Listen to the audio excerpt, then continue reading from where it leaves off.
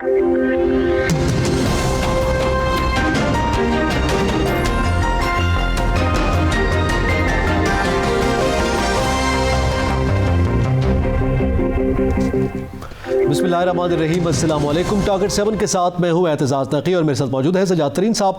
नाज़रीन, आज के प्रोग्राम में सबसे पहले तो जिक्र करेंगे, आज वज़ीर-ए-आज़म ने कौम से ख़िताब किया और गुज़िश्ता रोज़ से ये अनाउंस किया गया था, फवाद चौधरी साहब ने यह अनाउंस किया था कि वज़ीर-ए-आज़म कौम से ख़िताब करेंगे और कुछ रिलीफ आवाम के लिए लाएंगे। आज वज़ीर-ए-आज़म ने यह कहा कि घी, चीनी और दालों की कीमतों में 30% जो है वो सब्सिडी अगले 6 माह के लिए वो दे रहे हैं। इसके साथ साथ ये भी खबर है कि कुछ अशिया की कीमतें जो है बिलखसूस घी की और कुकिंग ऑयल की कीमतों में इजाफा कर दिया गया। एक तो इस पे बात करेंगे, इसके साथ साथ हम जिक्र करेंगे कि ना सिर्फ ये घी की कीमतें बल्कि ओवरऑल जब हम महंगाई की सूरत हाल देखते हैं और आज जो वज़ीर-ए-आज़म ने अपने ख़िताब में कहा है, कुछ कंपैरिजन्स दिए हैं, उसके असरात उन मुल्कों पर, हमारे मुल्क पर, इसका भी थोड़ा सा जायज़ा लेने की कोशिश करेंगे। और इसके साथ साथ कौमी सलामती का इजलास बुलाया गया स्पीकर कौमी असम्बली की जानिब से, उसको भी शामिल गुफ्तगू करेंगे। सजाद साहब, सबसे पहले तो आज वज़ीर-ए-आज़म ने कौम से ख़िताब किया, बड़ी तवक्को थी, कल से ये अनाउंस हो रहा है और फिर कल से मुसलसल ख़बरों में आ रहा है और बार बार ये कहा जा रहा है कि वज़ीर-ए-आज़म रिलीफ़ देने आ रहे हैं। कल कौम से ख़िताब में एक बहुत बड़ा रिलीफ़ गरीब आवाम को मिलेगा और फिर आज जब ये ख़िताब हुआ तो वज़ीर-ए-आज़म ने पहले तो वज़ाहतें दी कि जनाब पेट्रोलियम मसनूआत की कीमतों में इजाफ़ा हमारे यहाँ सबसे कम है, वही बातें जो उनके वज़रा करते हैं। सवाल ये, जो आज सब्सिडी दी गई है 30% इन 3 अशिया पर, बिलखसूस हम कह लें कि अशिया खुरनोश पर, तो इसके आप क्या देख रहे हैं आइंदा 6 माह के लिए? ये 30% जो कमी हुई है, अगर गुज़िश्ता 6 माह का हम कंपैरिजन लें तो क्या गुज़िश्ता 6 माह की पुरानी कीमतों पे ये पहुंच पाएंगी? क्या लोग सकत रखेंगे? देखें, जो आपका सवाल है उसका जवाब है नो। अच्छा, कि कीमतें बिल्कुल नहीं होंगी। और दूसरी बात ये जो प्राइम मिनिस्टर का आज ओवरऑल ख़िताब था, ये ख़िताब मुझे ऐसे लग रहा है कि जैसे एक प्राइम मिनिस्टर अभी तक वो क्रिकेट के इरा से बाहर नहीं आए, वो जो क्रिकेट खेलते थे और उसी किस्म की गुफ्तगू और जिस किस्म की गुफ्तगू वो धरने के दौरान किया करते थे, उसी तरह आप ये कह रहे हैं कि जी लोगों को, मीडिया लोगों को बताए कि पाकिस्तान के अलावा दुनिया में बहुत ज़्यादा महंगाई है, तो दुनिया को मीडिया तो ये भी बता रहा है कि वहाँ आमदन ज़्यादा है, वहाँ सालाना आमदन जो है वो पाकिस्तान से ज़्यादा है। पाकिस्तान में लोगों की जो क़ुव्वत ख़रीद है वो ख़त्म हो गई है। और आज अपने ख़िताब में प्राइम मिनिस्टर ने तो फिर ये कह दिया कि पेट्रोल की कीमतें बढ़ानी पड़ेंगी। इसका मतलब ये है कि वो जो वाडा साहब ने एक दफ़ा कहा था कि 200 रुपये लीटर पे पेट्रोल हो तो लोग खरीदेंगे, इसका मतलब है आप तो उसी तरफ जा रहे हैं। जो लीडर होता है जी, उसका ख़िताब प्राइम मिनिस्टर ने आज जो किया है वो कोई लीडरम वाला ख़िताब नहीं था। ठीक है, वज़ीर-ए-आज़म आते रहे हैं या ख़िताब करते रहे हैं, जो लीडर होता है एक विज़न देता है, वो एक विज़न बताता है कि हम ये क्या करने जा रहे हैं। और इस वक्त जो ये मुश्किलात हैं, ये जो सरमायादाराना निज़ाम है जिसने पूरी दुनिया को अपनी लपेट में ले रखा है, इससे कैसे जान छुड़ाई जाए? क्योंकि सरमायादाराना निज़ाम की पहली खूबी और बुनियादी खूबी उसकी ये होती है कि वो जो कोई भी चीज़ बनती है, कोई भी चीज़ मार्केट में आती है तो वो प्रॉफिट पे आती है, इसका मुनाफा कितना कमाना है। हम फंस गए हैं और प्राइम मिनिस्टर ने आज कोई विजन देने की बजाय कौम को उल्टा ये बताया कि जी महंगाई होगी और ये कीमतें बढ़ेंगी। अच्छा, इस पर गुफ्तगू करने के लिए एनपी के मारूफ रहनुमा आज़ाद खान साहब हमारे साथ लाइन पर मौजूद है। बहुत शुक्रिया आज़ाद खान साहब वक्त देने का। आज यकीनन आपने वज़ीर-ए-आज़म का ख़िताब सुना, आवाम बड़ी खुश थी, अब भी बड़े खुश थे कि कोई बहुत बड़ा रिलीफ पैकेज आने वाला है, गरीब आदमी के लिए अशिया खुरनोश की कीमतों में जो है वो कमी होगी। लेकिन बहरहाल वज़ीर-ए-आज़म ने आज 3 बुनियादी अशिया खुरनोश जो है उस पर 30% सब्सिडी का ऐलान कर दिया है। देखिए, ये सबसे बड़ी बात है कि ये इतना झूठा इंसान है कि इसका जितना भी बातें करते हैं वो सारी झूठी होती है। देखिए, वो जब तकरीर कर रहा था कि एक बच्चा बैठा हो और एक बच्चा बोलते प्लान जगह में ये चीज़ है, प्लान जगह में ये चीज़ है, भाई प्लान की छोड़ दो, उनके हाल छोड़ दो, वो तो वो कौम जाने, वो हुकूमतें जाने। आप अपनी कौम की बात कर रहे, आपने महंगाई करके तो लोगों का बेड़ा गर्क कर दिया। एक तरफ कहते मैं सब्सिडी दे रहा हूँ, ये नहीं बता रहे कि सब्सिडी देगा तो किस तरह देगा, किसको देगा, क्योंकि साथ तो यूटिलिटी स्टोर के ऊपर जो अशिया है उसकी कीमत की बढ़ाने की नोटिफिकेशन भी हो गया। तो कौन सा रिलीफ कौम को मिल रहा है? ये कौम को धोखा दे रहे, झूठ बोल रहा है। जब से आया हुआ है तो सेलेक्टर्स को चाहिए कि जिस बंदे को आपने इस कॉप पे मुसल्लत किया, ये तबाही के अलावा तो कोई चीज नजर नहीं आ रही है। साथ कह रहे कि पेट्रोलियम की कीमत भी बढ़ेगा। मुझे आप बता रहे कि जिस पेट्रोल की कीमत बढ़ता है तो उसके असरात नीचे तो हर एक चीज पे होता है, चाहे वो दाल हो, चाहे आटा हो, चाहे, और फिर वो बांग्लादेश, कभी बांग्लादेश जाते हैं, कभी हिंदुस्तान जाते हैं। भैया वो तो उन कौमों का और उस हुक्मरानों का काम है। आप अपनी की बात करें कि ये जो यहाँ पे हम जो हमारे लोग हैं वो तो तबाही की तरफ चले गए। ये ऐसा लग रहा है कि ये कौम आखिर खाना जंगी की तरफ चले जाएंगे कि जब भूखे होंगे तो। ज़ाहिद खान साहब, उन्होंने ये विजन भी दिया है ना, आज वज़ीर आज़म ने ये विजन भी दिया है। उन्होंने कहा कि जनाब जिन ख़ानदानों के पैसे मुल्क से बाहर हैं वो वापस ले आए, मैं 50% अशिया की कीमतें में कमी कर दूंगा। इसको ये बता दे कि जब तुम आ रहे थे और तुम्हारे वजीरों ने और तुमने ये कहा था कि मैं 90 दिन के अंदर वो पैसा लेके आ जाऊंगा, तो जिसका पैसा बाहर है तो आप अपना भी तो बता दे कि तुम्हारा कितना है। तुम्हारे भी तो अफसोस कंपनी, तुम्हारे दोस्तों की जो आपके साथ इर्द गिर्द बैठे हुए हैं, ये सारे के अफसोस कंपनीज है वहां पे बैठे हुए। जो आपके वजीर खजाना है उसके भी 4 के 5 अफसोस कंपनी है। पहले तो उनको तो कह दो, अपने लोगों को तो कह दो, चलो अपोजिशन नहीं लाते या कोई और बंदा नहीं लाते, वो तो बात की बात है। तुम्हारा जब इतना बड़े महल में रहते हो, कितना टैक्स तुम देते हो? जाहिद खान साहब, ये जो महंगाई का एक तूफान आ गया है और लोगों की कुव्वत खरीद खत्म हो गई है, आप भी 40 साल से पॉलिटिक्स कर रहे हैं, आप इसका क्या अंजाम देख रहे हैं? देखिए सजाद तरीन साहब ने बहुत सही बात की। इस 40 साल में जो मैंने जो कुछ देखा है और जो मैंने कुछ सुना है, कभी ऐसा नहीं हुआ है। जरूर रेट बढ़ते हैं, और पहले तो आपको होगा कि जब याद होगा कि जब बजट होती थी तो फिर ये होता था कि अच्छा अभी कीमतें क्या टैक्स लगा रहे क्या नहीं लगा रहे, ये लोग तखमीना लगा रहे थे और वो साल का इंतजार कर रहे थे। और फिर जो पेट्रोलियम का भी वो बढ़ रहा था, फिर वो 1 महीने पे आ गया, और जब ये आया तो ये तो रोजमर्रा है। आज एक दुकान में जाओ, एक चीज का पूछो, कीमत आपको 10 रुपए बताएगा, दूसरे दिन जाओ तो वो 20 रुपए होगा। तो आपसे ये कुव्वत खरीद तो हमारे तो गए हैं, लोग तो इतनी शरीफ लोग हैं कि वो तो मांग भी नहीं सकते। जो हमारे जो तबका था, एक दो गरीब तबका है ना, आपकी जो दूसरे है वो भी तबाही की तरफ चले गए, वो भी गुर्बत का ऐसे सारा कि वो कुछ सफेद पोश लोग हैं, वो कुछ कह भी नहीं सकते हैं। आज किसका गुजारा होता है?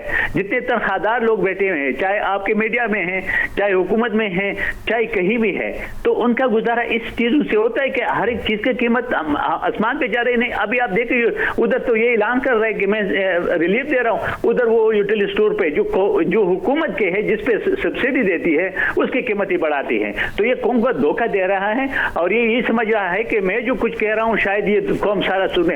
ये मदीना की रियासत का तो इसने नाम बदनाम कर दिया। मदीना की रियासत ऐसा नहीं था, इतना झूठा इंसान नहीं था वो, तो बहुत ऐसे उसकी मिसाल तो दुनिया में कहीं भी नहीं मिलते हैं। पूरा दुनिया में जितने सबसे दुनिया बनी है, तो मदीना की रियासत की बात तो कोई कर ही नहीं सकता। तो ये मुझे बता दीजिए, झूठा इंसान मदीना की रियासत की बात क्यों करते हैं?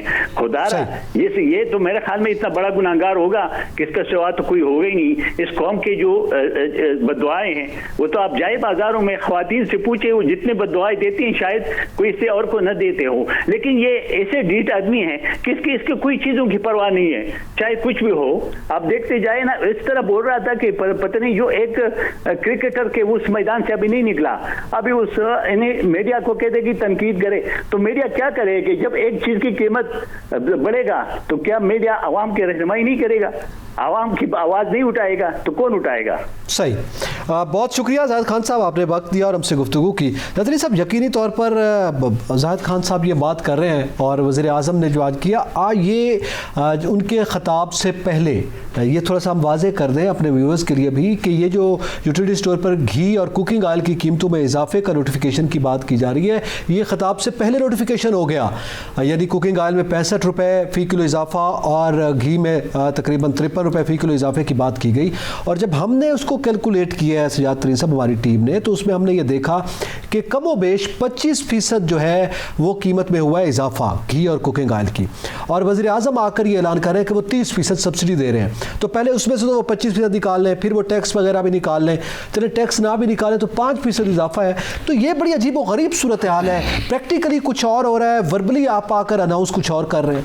देखिए, मैं आपको अर्ज़ करूं कि प्राइम मिनिस्टर इमरान खान जिक्र करते हैं दूसरे मुल्कों का। देखें, कीमतें दूसरे मुल्कों में भी बढ़ी हैं, महंगाई दूसरे मुल्कों में भी हुई है, लेकिन वहाँ कुव्वत ख़रीद भी बढ़ी है।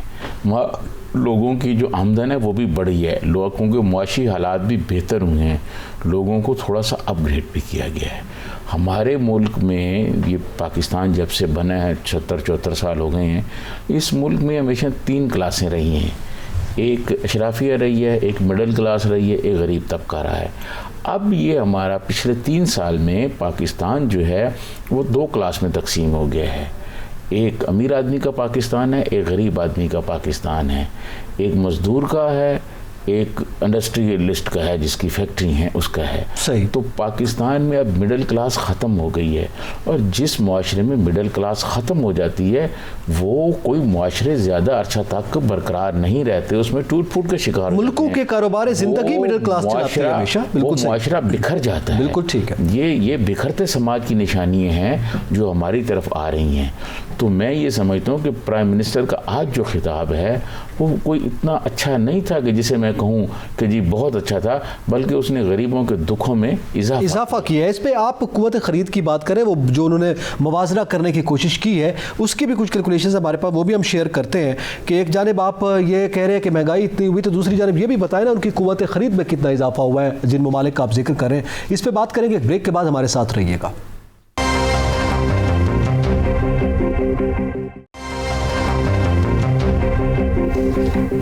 वेलकम बैक नाज़रीन, बात कर रहे हैं वज़ीर आज़म के कौम से ख़िताब और महंगाई की ओवरऑल जो सूरत हाल है उस पर प्रैक्टिकल स्टेप्स क्या हैं और कौम से ख़िताब में क्या कहा गया। वज़ीर आज़म आए तो थे रिलीफ़ का ऐलान करने के लिए और 3 चीज़ों पर रिलीफ़, सब्सिडी की बात 30% सब्सिडी की बात कर गए, लेकिन उससे ज़्यादा बात उन्होंने महंगाई पर की और वो महंगाई जो आने वाले दिनों में बढ़ रही है उसको अनाउंस किया है। वज़ीर आज़म ने पेट्रोलियम मसनूआत की कीमतों में मज़ीद इजाफे की नवीद सुना दी है कौम को, और ज़ाहिर है पेट्रोलियम मसनूआत की कीमतों में इजाफे के असरात ज़िंदगी के हर शोबे पर पड़ते हैं। वज़ीर आज़म ने क्या कहा, आइए सुनते हैं। लेकिन मैं आज आपको कह रहा हूं कि हमें पेट्रोल बढ़ाना पड़ेगा, क्योंकि हम अगर पेट्रोल नहीं बढ़ाते तो हमारा खसारा बढ़ता जा रहा है, और खसारा आगे बोझ पड़ा हुआ है हमारे कर्ज़ों के ऊपर जिनका सूद देना पड़ता है, तो हमें थोड़ा पेट्रोल की कीमत बढ़ानी पड़ेगी। मैं आज आपको कह रहा हूं जी, ये पहले ही बता दिया उन्होंने कि जनाब आप तैयार हो जाएं, बुनियादी तौर पर तो ये अनाउंसमेंट थी। तरीन साहब, जी प्राइम मिनिस्टर इमरान खान की जानिब से अपनी खिताब में गरीब आवाम पर महंगाई के कोड़े बरसाने का ऐलान किया गया है। मैं आपको अर्ज़ करूं, अगर हम तारीख़ी एतबार से दुनिया के मुआशरों को देखें तो मुआशरा जो है वो उस वक्त तक चलता है जब तक वो समाज, उसमें जो लोगों की मुआशी ज़रूरियात हैं वो पूरी होती रहें, तो वो निज़ाम चलता रहता है। जब लोगों की मुआशी जो ज़रूरियात हैं वो निज़ाम पूरी ना कर सके तो वो निज़ाम रुक जाता है। हम अगर माजी की तारीख़ में देखें, आप देखें सबसे पहले दुनिया में जो बगावतें हुई हैं वो फ़िरौनों के ख़िलाफ़ हुई हैं, ग़ुलामदारी निज़ाम था। सही। ग़ुलामदारी निज़ाम में जब लोगों की ज़रूरतें पूरी नहीं हुई तो उसके बाद फिर लोगों ने बगावतें कर दी। उसके बाद जागीरदारी समाज आ गया। जागीरदारी समाज भी कई सौ साल चला, लेकिन एक जगह पर आके वो रुक गया और उस लोगों की ज़रूरियात पूरी नहीं हो सकी। जब लोगों की मुआशी ज़रूरियात पूरी नहीं होती तो मुआशरा जमूत का शिकार हो जाता है। मुआशरा जमूत का शिकार हो जाता है तो फिर उसमें लोग जो बगावतें जन्म लेती हैं।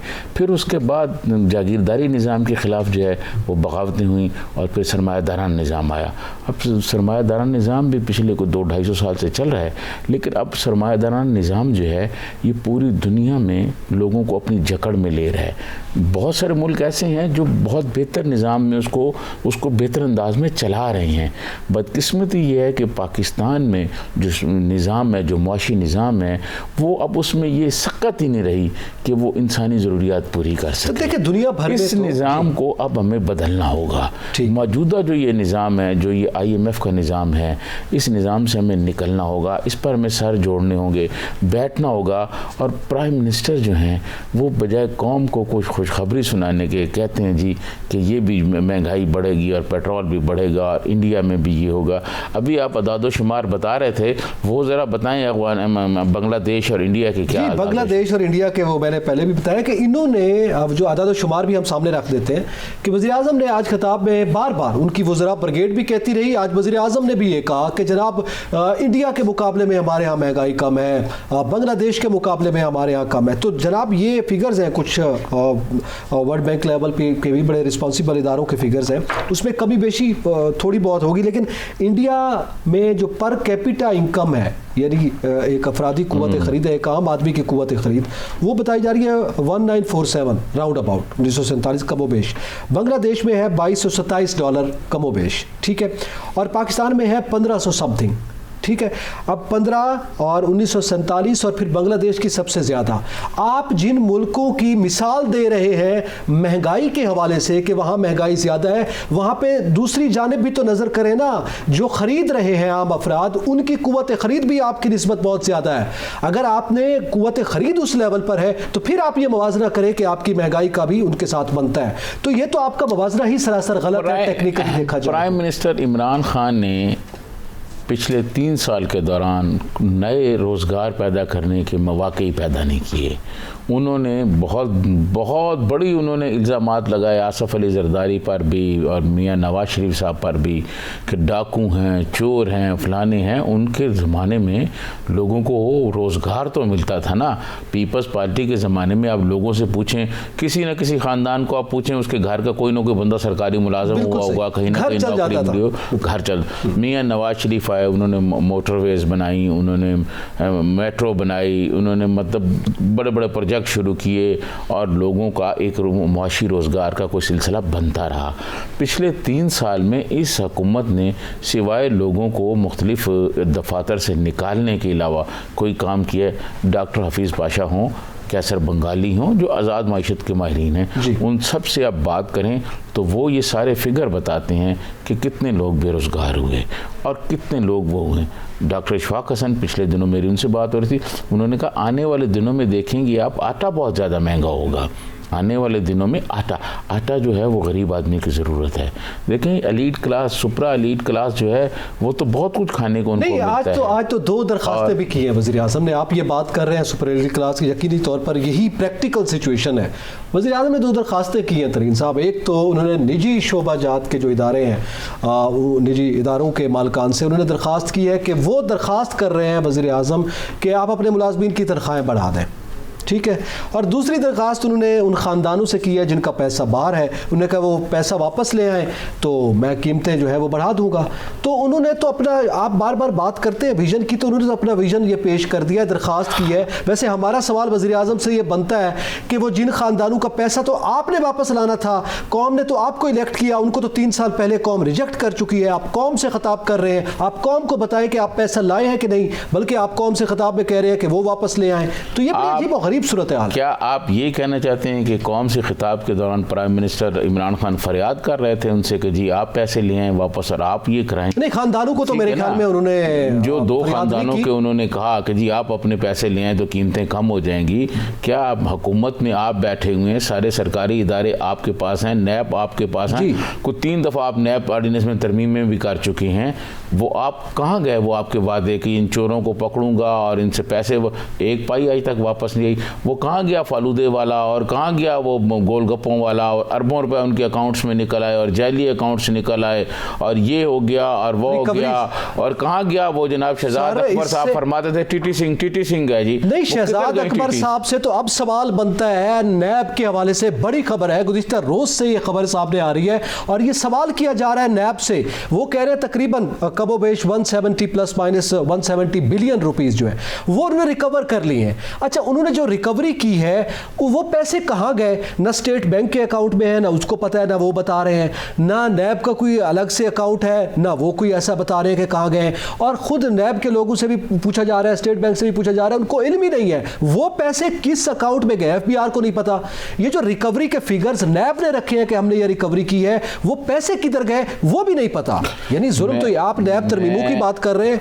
कोई भी चीज़ जो है वो डिसिप्लिन में ही नहीं है, कोई भी चीज़ डिसिप्लिन में नहीं है। पिछले 3 साल के दौरान करप्शन के रेट बढ़े हैं, महंगाई गुर्बत में इजाफा हुआ है, गरीब मिडिल क्लास ख़त्म हो गई है और प्राइम मिनिस्टर आज आके कहते हैं कि पेट्रोल की कीमतें तो बढ़ेंगी जी, वो तो बढ़ानी पड़ेंगी।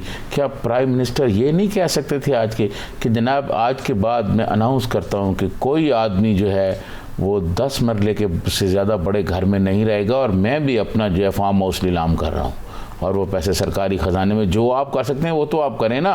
और कोई आदमी जो है वो 10 लाख रुपए से ज़्यादा दौलत अपने पास नहीं रख सकता। वो उनकी सब दौलत ज़ब्त की जा रही है, जिनके अरबों रुपए बैंकों में पड़े हुए हैं। प्राइम मिनिस्टर को अगर आपने इनकलाबी कोई काम करना है तो गरीबों के लिए आप ये काम करें। अब देखें, मैं जो बार बार आपको कहता हूँ, प्राइम मिनिस्टर इमरान खान एक बहुत बड़े फार्म हाउस में रहते हैं, उनको पता ही नहीं है कि कच्ची आबादी में रहने वाले आदमी पे क्या गुजरती है, वो बिल कहाँ से दे रहा है, उनको कुछ पता नहीं है। क्यों? कि उनका और तबका है, वो गरीब और तबका है, उनको वो मसाइल का पता ही नहीं है। वो जो इस मुल्क में गरीब आदमी को, जो एक मजदूर को, एक मेहनत कश को, एक हारी को यहाँ जो मसाइल दरपेश हैं, वो प्राइम मिनिस्टर इमरान खान और उनकी टीम में शामिल किसी आदमी को पता नहीं है कि वो क्या मसाइल हैं। लोग कहाँ से बिल दे रहे हैं, लोग गैस का कहाँ से दे रहे हैं, लोग पेट्रोल मोटरसाइकिल में कहाँ से डलवा रहे हैं, ये उनका कोई ताल्लुक नहीं है। बिल्कुल वो बस आए हैं, यहाँ हुक्मरानी कर रहे हैं, और वो सारा आप देखें पूरी की पूरी हुकूमत पिछले 6 महीने से लगी हुई है इलेक्ट्रॉनिक्स मशीन पे, जी इलेक्ट्रॉनिक वोटिंग आनी चाहिए। ये कहाँ गया? इनके पास तो यार 22 साल, ये कहते हैं मैं स्ट्रगल करके इक़्तिदार में, 22 साल में एक आदमी नहीं ये बना सके जो वजीर ख़जाना के तौर पर इनके पास काम कर सके। इन्होंने असद उमर का नाम लिया, असद उमर का स्टार बना के इन्होंने पेश किया जब ये अपोजिशन में थे। असद उमर ये करेंगे, असद उमर ये करेंगे। असद उमर जो है वजारत ख़जाना के लोगों को पूछें कि सबसे नाकाम आदमी बना के उसको हुकूमत से, वजारत से निकाला गया। फिर आप हफीज़ शेख को लेके आए, वो हफीज़ शेख साहब ने क्या किया? ये IMF के लोग हैं जी, ये बाकर रजा और हफीज़ शेख ये IMF के लोग हैं। IMF के कहने पर ये सारा कुछ कर रहे हैं, इनका कोई ताल्लुक नहीं है पाकिस्तान और पाकिस्तान की अवाम से। ये मिस्र में बाकर रजा सब क्या करके हैं? मिस्र के अवाम बाहर निकले हैं, उनको वहां से निकाला गया। आप बाकर रजा साहब की बात कर रहे हैं, आप हफीज शेख साहब के वजीर खजाना की बात कर रहे हैं, आप असद उमर की बात कर रहे हैं। चूंकि वो IMF के लोग हैं, यहाँ पे आए हैं। सवाल तो ये है ना कि आपकी हुकूमत ने IMF के पास कशकोल क्यों जाके फैलाया? आप तो कह रहे थे हम कशकोल तोड़ देंगे, और पहले आप ये कहते रहिए, जिद पे अड़े रहे कि हम IMF से पैसे नहीं लेंगे। अगर ये जितनी महंगाई है, आप कौम को कहते हैं कि हम कर्जा नहीं ले रहे, हम IMF के पास नहीं जा रहे, ये महंगाई आपको बर्दाश्त करना पड़ेगी, तो कौम बड़े दिल के साथ इसको कबूल करती कि चले हम पर से कर्जों का बोझ उतर रहा है। आप IMF के पास भी गए हैं, ज्यादा मार्कअप पे, ज्यादा शरह सूद पर आपने कर्जा भी लिया है, उनकी कंडीशंस भी मान रहे हैं और महंगाई में भी इजाफा कर रहे हैं। इनके पास कोई टीम ही नहीं है जो IMF से मुज़ाकरात कर सके, जो IMF को अपनी शराइत पे बात कर सके। यही शौकत अली साहब थे, ये आसफ अली जरदारी साहब के साथ भी वजीर खजाना थे, और ये सबसे शॉर्ट टाइम में इन्होंने वहां से मुज़ाकरात करके और उस वक्त अपनी टर्म एंड कंडीशन पे IMF से पैसे लिए थे। उस वक्त इतनी महंगाई नहीं हुई थी। गंदम हमारे मुल्क में पैदा होती है, गंदम तो हम IMF और अमेरिका से नहीं लेते ना, गंदम हमारे मुल्क में पैदा होती है, यहाँ आटा महंगा हो रहा है। शुगर मिलें सबसे ज़्यादा इधर पाकिस्तान में लगी हुई हैं, सबसे ज़्यादा प्रोडक्शन होती है। चीनी हमारे मुल्क में आज ही जब हम प्रोग्राम से पहले आ रहे थे तो 140 की चल रही थी ना न्यूज़ मीडिया पे, 140 की खबर है, और 90 रुपए इन्होंने तय की थी। ये जो सब्सिडी की बात कर रहे हैं कि 30% सब्सिडी दी जाएगी, ये जाहिद खान साहब ने अभी ये बात की है कि भाई किसको सब्सिडी देंगे आप? क्या आम आदमी को दुकान पे वो 30% सब्सिडी मिल जाएगी? कैसे मिलेगी? और फिर पहले जो आप सब्सिडी की बात करते रहे, आपने कीमत चीनी की तय की थी 90 रुपए फी किलो, 140 की खबर चल रही है, 140 की मार्केट में मिल रही है। तो सब्सिडी के बाद क्या लोगों को उसी सब्सिडाइज रेट पे मिलेगी? ये भी सवाल है। एक ब्रेक की तरफ मुझे कहा जा रहा है, इस पे यकीनन बात करते हैं, और ये ऐसा टॉपिक है जिसका ताल्लुक मुझसे है, आपसे है, हर आम आदमी से है। इस पर मजीद भी बात करेंगे। ब्रेक के बाद हमारे साथ रहिएगा।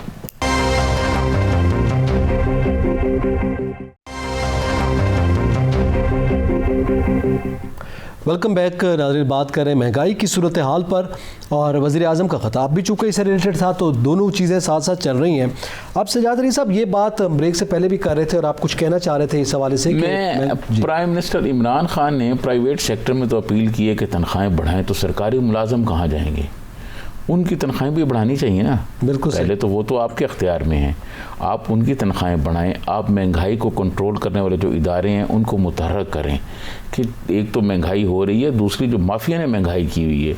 और मैं आपको एक बात बता दूं, जिन मुआशरों में मुआशरती और मुआशी तनज़ली आती है, उन मुआशरों में इखलाकियात ख़त्म हो जाती है, और वो जैसे कहा जाता है ना कि मुफलिसी हिस्से लताफ़त को मिटा देती है जी, वो हिस्से लताफ़त ख़त्म हो जाती है, इखलाकियात ख़त्म हो जाती हैं, अखलाकी जराइम में इजाफा होता है, अखलाकी जराइम में इजाफा हो जाता है। और ज़ाहिर रूस के ज़माने में क्या हुआ था जिसके खिलाफ लेनिन इनकलाब लेके आया था, ऐसी यही थी ना जी, कि वहाँ मुआशी तनज़ली बहुत ज़्यादा हो गई थी और लोग बहुत ज़्यादा हो रहे थे, तो लोग निकल आए, जिसको लेनिन ने फिर इनकलाब कर दिया।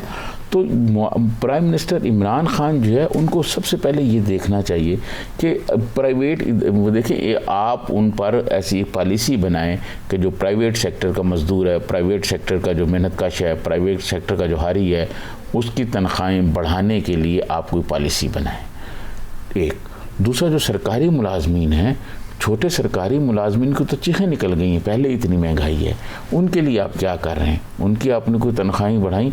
वो जो चोर डाकू जिनको आप कहते हैं, वो आसफ़ अली जरदारी साहब जो हैं, उनके ज़माने में 150% तनख्वाहें बढ़ी हैं सरकारी मुलाजमीन की।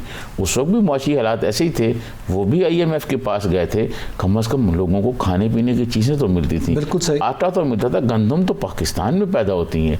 अभी ब्रेक के दौरान आप बता रहे थे ना कि गंदम का सीज़न आने वाला है और वहाँ पर खादें जो है वो माफिया गायब कर रहा है, खाद अवेलेबल नहीं है, खबरें हैं हमारी आज की। जब खाद लोगों को नहीं मिलेगी और वो माफिया ले लेगा, तो फिर उसके बाद जब हम गंदम में आएंगे, उसकी प्रोडक्शन उसी तरह कम होगी। तो ये प्राइम मिनिस्टर क्यों नहीं समझते कि ये चीज़ें जो हैं, ये जिस तरह वो क्रिकेट टीम को ऊपर ले आए हैं और वो मैच जीतती जा रही है, इस गरीब अवाम को कब ऊपर उठाएंगे? इस गरीब अवाम के लिए कब इनकलाबी पॉलिसियाँ देंगे?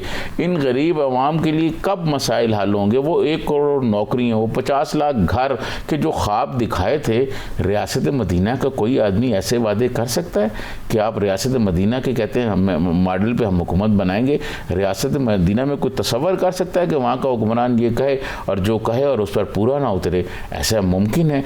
3 साल जो हैं वो आपका पीरियड पूरा हो चुका है। अब आपका जो साल जा रहा है, इसके एंड में अब लोग निकल आए हुए महंगाई के खिलाफ एहतजाज कर रहे हैं, पीपल्स पार्टी निकली हुई है, PDM भी निकली हुई है, और आप देखें कि ये तो अब ऐसे लग रहा है जैसे इंतखाबी कैंपेन जा रही है। अगला साल तो वो इंतखाबी कैंपेन में गुजर जाएगा लोग कि आपने क्या पॉलिसी दी, आपने क्या पॉलिसी बनाई, आपने किस तरह मुआशी हालात बेहतर करने हैं। 3 साल बाद भी आप TV पे आके ये कह रहे हैं कि कीमतें हमें बढ़ानी होगी, पेट्रोल की कीमतें बढ़ानी होगी। आखिर क्या वजह है कि आप कोई प्लान नहीं दे सके? आपने ये कहा था, देखें आपने पाकिस्तान के अवाम के सामने ये जो कुछ कहा, ये क्यों कहा था कि मैं तो IMF के पास नहीं जाऊंगा? लोग तो खुश हो गए ना कि ये प्राइम मिनिस्टर इमरान खान जो हैं, जब प्राइम मिनिस्टर होंगे तो IMF के पास नहीं जाएंगे, तो हमें कम अज़ कम IMF से तो निजात मिलेगी ना।